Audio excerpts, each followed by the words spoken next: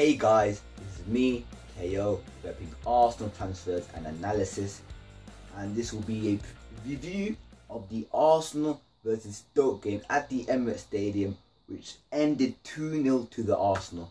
So first discussing the two goals. The first goal was roughly midway through the first half. It all started off with Coquelin's inch-perfect tackle, which then he released the ball to Ozil. Ozil, a delightful 40-yard pass, which is typical of Ozil's play, straight into the path of Walcott, took a touch, finished confidently past Butland in goals, who was enormous throughout the whole game. Then in the second half, with 10 minutes remaining, we get a corner by the byline. We get a free kick by the byline, which Cazorla crosses in, and Jude gets ahead of his marker with a glancing header into the corner, and that was that. So discussing the game in more detail, I think in terms of performance, this was by far our best game of the season. From the first couple of minutes, we were dominating the game. Stoke did have a few injuries, but I thought that Stoke would probably be a much more sterner test than they proved to be. To be honest, we could have ended that game winning by 7 or 8 goals, and that would have been a fair reflection of the game. Firstly, obviously, got to thank the goalkeeper. He made a lot of great saves, and I think probably he was the man in the match. But that is indicative of the type of game that was played, that their goalkeeper was the man in the match. But I have to say that our finishing at times was atrocious. Starting off with Theo Walcott. Theo was preferred ahead of Giroud in the team. As I mentioned before the game, I didn't know who would be starting in that midfield and striking positions. It looked like Arsene Wenger stuck with his preferred midfield, with Sanchez, Ozil, Ramsey on the right, Coquelin, Cazorla in the centre. But he chose, interestingly, Walcott over Giroud in strike. And I mentioned before that he would only really be suited to 10% of games. And they usually do tend to be the home games where you're up against easy opposition. But I didn't expect this type of game when the centre halves are really quite big and strong and empowering for him to be starting. But in terms of chances that he received, he was in a lot of good positions. His forward runs were excellent. He gave the defenders a runaround. I have to praise him for that. However, his finishing, from the first couple of minutes when Sanchez's header was saved, hit the post, and in the rebound where you expect him to be scoring, he missed.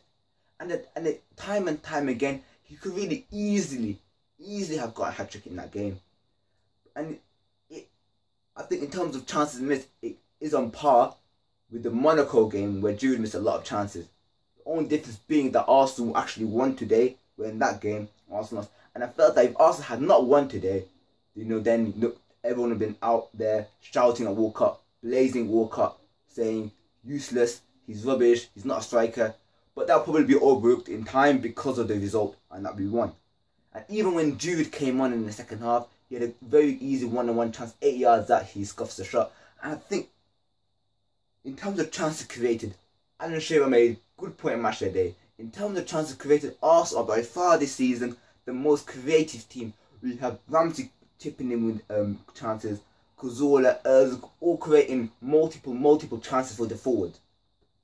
But then you look at the number of goals we scored this season, and the number of goals our strikers have scored especially, it's woeful, it's disgusting.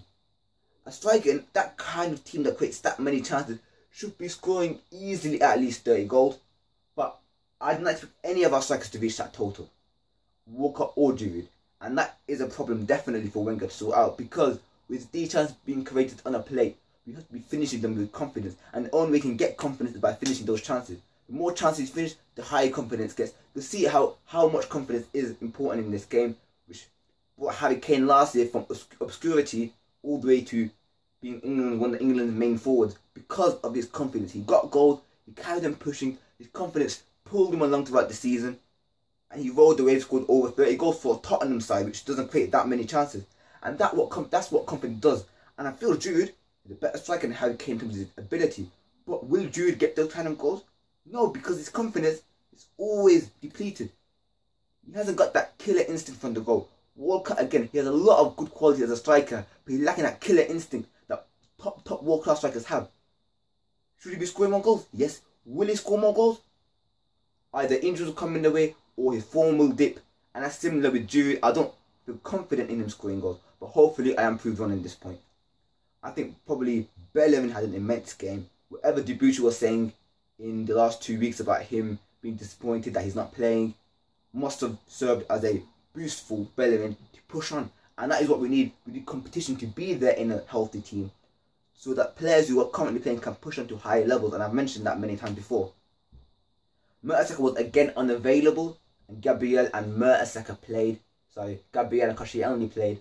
And again, as I mentioned, I like that centre-back pairing. It's pace, it's powerful, it's strong. It allows us to play a higher line confidently without the threat of the over-the-head ball getting past them, because they've got the recovery pace that Mertesacker lacks. And hopefully, obviously it is a long season, I can't expect those two to play week in, week out. But hopefully, Arsenal rewards Paulista, Gabriel Paulista's good form, and lets him continue in that position, because he seems to have grown a great understanding with Koscielny. And I mean, at the end of the day, it's a form game. We've seen Bellerin usurp a French international right back in Debuchy, so I wouldn't be surprised if Paulista usurps a World Cup winner in Mertesacker. Coquelin played enormously well. I like Cazorla today. Arsenal mentioned that Cazorla needs to get more goals. I like the fact that he was willing to get further forward, take shots. And remember, in his debut season, he scored like 12 goals in the Premier League. That is the kind of numbers that we need him to replicate. If we're not going to get more goals from our strikers than Jude and Walker, we need more goals from the players around them. Alexis Sanchez again was as lively as ever. I think when he gets that first goal, again, he'll give him the confidence to push on, because he's hitting the post a lot recently. I think it's just down to luck. And he's had, the Copa America only 2 weeks really in terms of break. But he's getting there. I like the way he's playing with a lot of fire in his belly. And I think he'll definitely push on throughout the season. And I'm not worried about him at all. But Ramsey at right mid, if I was to be negative at all, I think Ramsey at right wing isn't really suited to him. A person like a Chamberlain, an out-and-out winger, he can run into defenders, scare them. But I think Wenger wants to provide that balance in midfield, because Coquelin isn't really a ball-playing midfielder. He's more of a midfield destroyer. So he wants those to be Ramsey, Ozil, and Cazorla to be the ball-playing midfielders. Let Sanchez roam around a little bit, give him the license to do what he can do.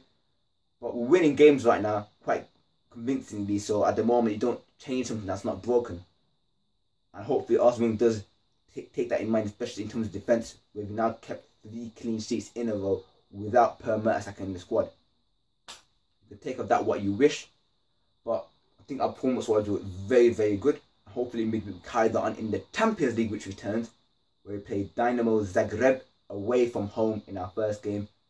And then after that, just a matter of a trip to Stamford Bridge against Chelsea. Alright, that's me for today, guys. Please leave a like, rate, and subscribe if you're new. Take care, guys, and peace.